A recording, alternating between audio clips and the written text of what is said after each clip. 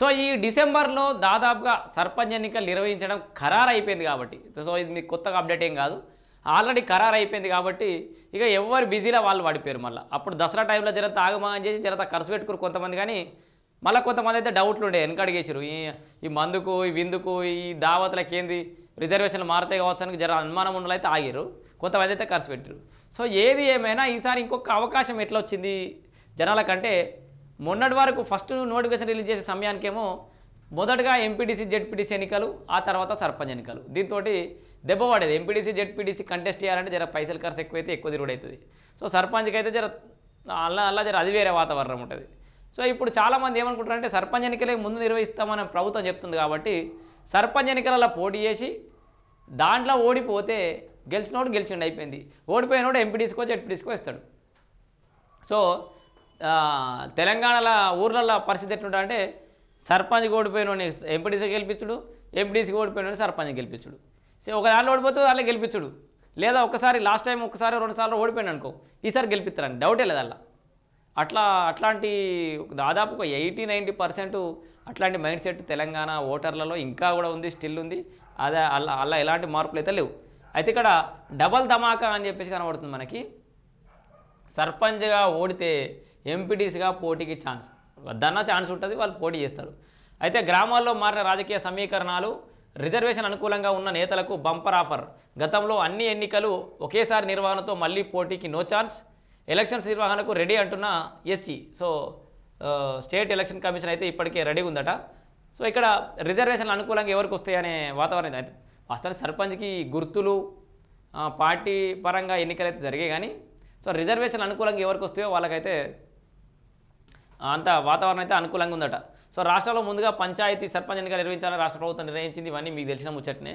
So కొత్త ముచ్చట ఏంటంటే ఎన్నికల సంఘం ఆల్రెడీ దీనికి సంబంధించిన కసరత్తు పూర్తి చేసింది గతంలో చెప్పిన. ఎందుకంటే ఆల్రెడీ ఒకసారి నోటిఫికేషన్ రిలీజ్ చేసింది కాబట్టి కొత్తగా వీళ్ళు తయారు చేసేది ఏం లేదు. ఏమన్నా ఉంటే పాత రిజర్వేషన్ల లెక్క ఏమైనా ఉందా, రిజర్వేషన్లు అనౌన్స్ చేయడమే, దానికి మించిగా వేరే దుకాణం ఏం లేదు. సర్పంచ్ ఎన్నికలను ముందుగా ఎంపీటీసీ జెడ్పీటీసీ ఎన్నికలను వచ్చే సంవత్సరం నిర్వహించాలని నిర్ణయించింది. దీంతో సర్పంచ్ ఎన్నికల్లో పోటీ చేసేందుకు మొగ్గు చూపే వారి సంఖ్య పెరిగింది.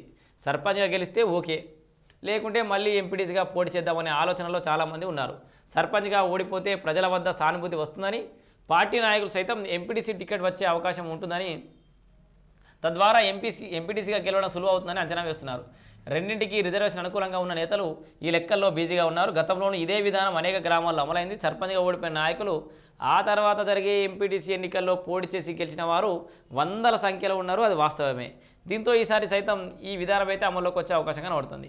అయితే సిద్ధంగా ఎన్నికల సంఘం, సర్పంచ్ ఎన్నికల సంఘం ఆల్రెడీ సిద్ధంగా ఉంది. వాళ్ళు ఎదురు చూడబట్టి ఇప్పుడు మనం ఎట్లా ఎదురు చూస్తున్నామో ఎన్నికల సంఘం వాళ్ళు కూడా దాదాపు ఏడాది నుంచి ఎదురు చూస్తారు. అంటే వెల్ ప్రిపేర్డ్గా ఉన్నారు, ఆల్రెడీ రెడీగా ఉన్నారు.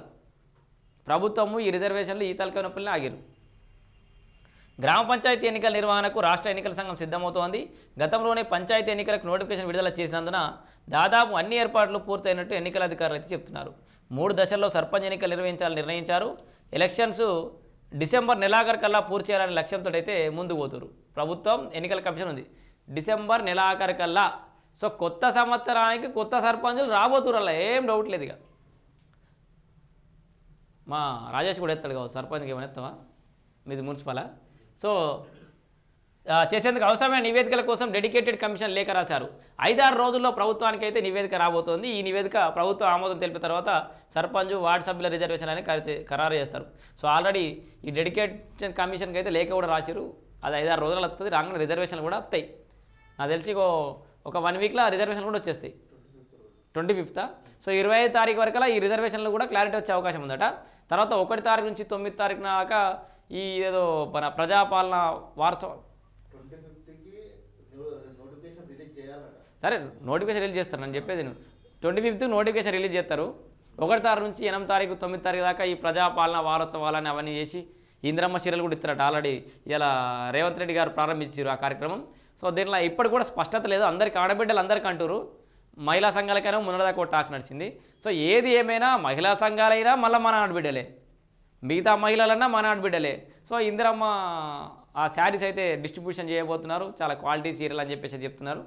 శారీస్ పంచడము, అట్లాగే ఊర్ల పొంట వీళ్ళు ఇన్ని రోజులలో చేసినటువంటి సంక్షేమ అభివృద్ధి పథకాల గురించి మాట్లాడడము, అవన్నీ తీసుకుపోయిన తర్వాత ఎన్నికలు ఉండే ఛాన్స్ ఉంది. ఇప్పుడు 26న నోటిఫికేషన్ ఎప్పుడు ఇస్తారు, షెడ్యూలు ఆ ప్రోగ్రామ్స్ అయిపోయిన తర్వాత వచ్చే విధంగా అయితే చూసుకుంటారు.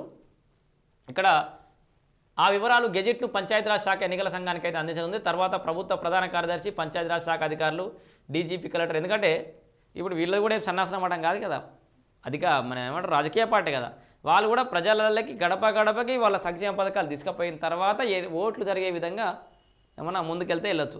అయితే ఈ ఇండిపెండెంట్ విధానంలోనే ఎన్నికలు జరుగుతాయి. మీ అందరికీ తెలిసింది, ఇది కొత్త విషయం ఏం కాదు. సర్పంచ్ ఎన్నికలు పార్టీల రహితంగా జరుగుతాయి. పార్టీ గుర్తులు, పార్టీ పేరు కానీ బీఫామ్లు జారీ చేయడం వంటివి అయితే ఏమి ఉండే కాబట్టి ఇండిపెండెంట్ విధానంలో జరుగుతాయి. బ్యాలెట్ పేపర్ విధానంలో ఎలక్షన్స్ ఉంటాయి. ప్రతి ఓటరు ఒక ఓటు సర్పంచ్కి వేయాలి, ఒక ఓటు వార్డు మెంబర్కి వేయాలి. ఇదంతా కొత్త ఏం కాదు. అయ్యాలనే ఏదైతే ఓటింగ్ ఏ రోజు జరిగిందో అయ్యాలనే సాయంత్రం కల్లా ఓట్లు లెక్కి పూర్తి చేసి అంతే రిజల్ట్ కూడా అనౌన్స్ చేస్తారు. సర్పంచ్ ఎవరయ్యారు, ఎంపీడీసీ ఎవరయ్యారు అని, అది ఎవరు వార్డు మెంబర్ ఎవరయ్యారు సారీ. సో సిద్ధంగా బ్యాలెట్ పేపర్లు. అయితే ఈ సర్పంచ్ ఎన్నికలకు సంబంధించి బ్యాలెట్ పేపర్లు కూడా ఆల్రెడీ సిద్ధంగా ఉన్నాయి. దీంట్లో ఎన్నికల నిర్వహణకు సంబంధించి ఇప్పటికే బ్యాలెట్ పేపర్లు ముద్రణ పూర్తయింది. బ్యాలెట్ బాక్సులు సైతం సిద్ధంగా ఉంచారు. 3-4 పంచాయతీలకు కలిపి ఒక గెజిట్ అధికారిని ఎన్నికల రిటర్నింగ్ ఆఫీసర్గా నియమించారు. వీరికి ఇప్పటికే శిక్షణ కూడా పూర్తి చేసిరు. పోలింగ్ సిబ్బంది ఎంపిక సైతం కంప్లీట్ అయింది.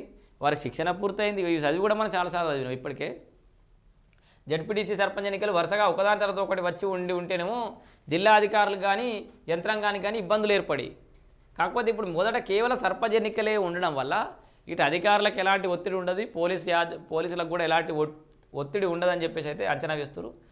మొత్తానికి ముందుగా సర్పంచ్ ఎన్నికలు వస్తున్నాయి కాబట్టి మీ అదృష్టాన్ని పరీక్షించుకోరి. గెలిస్తే సర్పంచ్, ఓడితే నెక్స్ట్ ఎంపీటీ.